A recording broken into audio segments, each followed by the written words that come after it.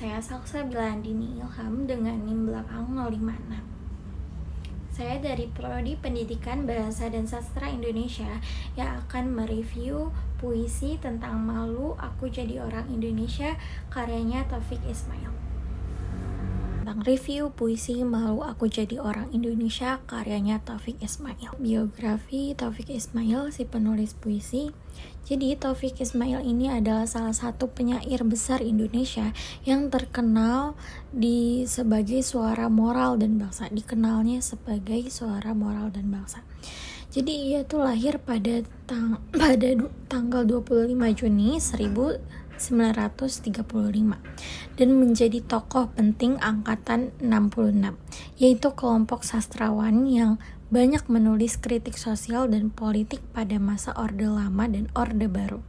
Gaya puisinya sederhana, lugas tetapi tajam, menyoroti persoalan moral, kejujuran, dan keadaan masyarakat. Dalam banyaknya, Taufik tidak hanya tampil sebagai penyair tetapi juga sebagai pengingat nurani bagi bangsa Indonesia. Selanjutnya ada review puisi Malu Aku Jadi Orang Indonesia.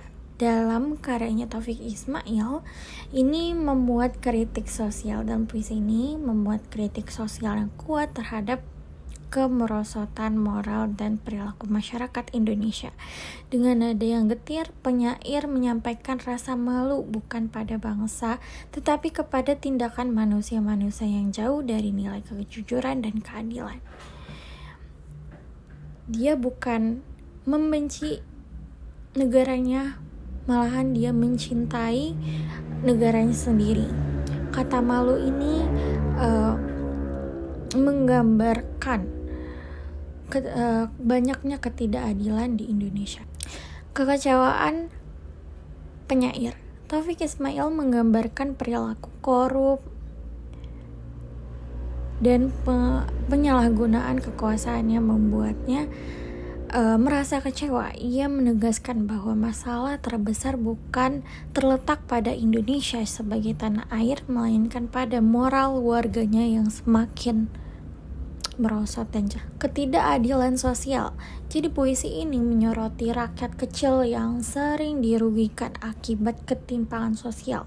Jadi penyair menunjukkan bagaimana kekuasaan tidak digunakan untuk melindungi rakyat, melainkan untuk memperkaya segelintir orang, sehingga menciptakan ketidakadilan yang menyesatkan.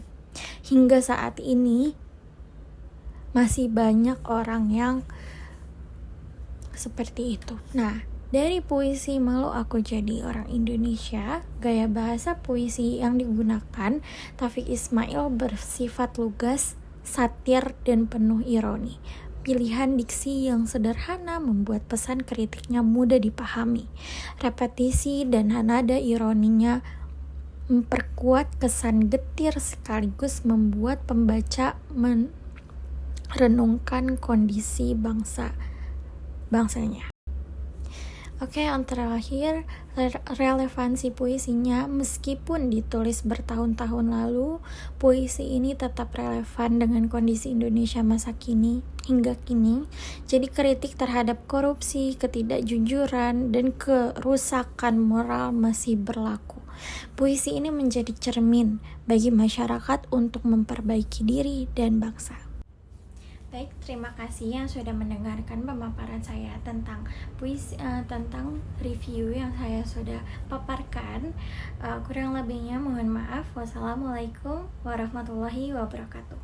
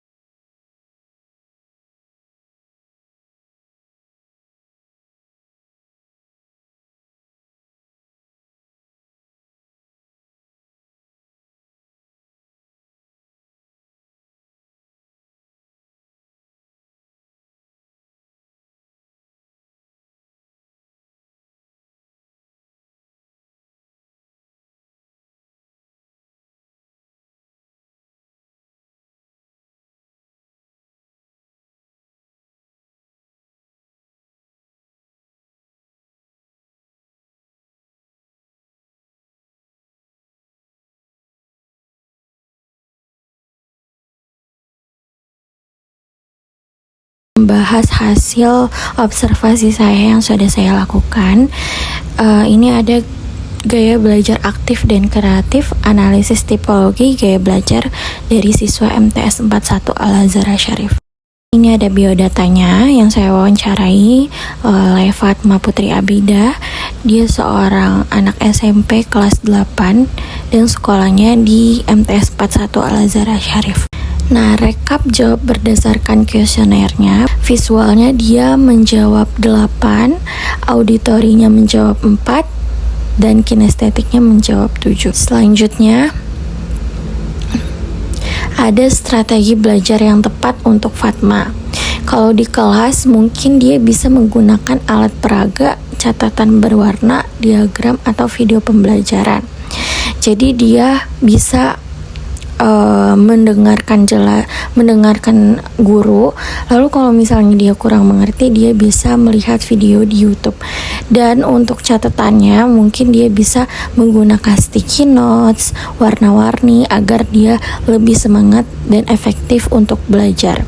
Kalau di rumah, untuk mengulangi materinya, membuat peta konsep dan latihan praktik.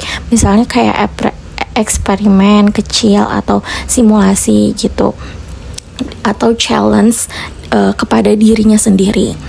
Lalu yang ketiga itu saat belajar sendiri, gunakan sticky notes warna-warni, menulis ulang materi penting, atau membuat mind map sehingga dia tidak bosan gitu saat belajar dan tertarik untuk belajar lagi dan lagi. Untuk menjaga fokus, belajar bisa juga dengan cara teknik Tomodoro, yaitu teknik ala Jepang, anak-anak ala Jepang. Jadi belajarnya dalam sesi singkat, dia kan nggak bisa belajar terus-terusan. Jadi dia bisa menggunakan teknik ini, misalnya seperti 25 menit fokus belajar tanpa HP, singkirkan hal-hal yang membuat Fatma ini ke distract untuk melakukan hal yang lain, misalnya HP, laptop, dan lain sebagainya, alat elektronik. Lalu nanti kasih space selama 5 menit untuk peregangan, bisa dia main HP atau tiduran dan lain sebagainya.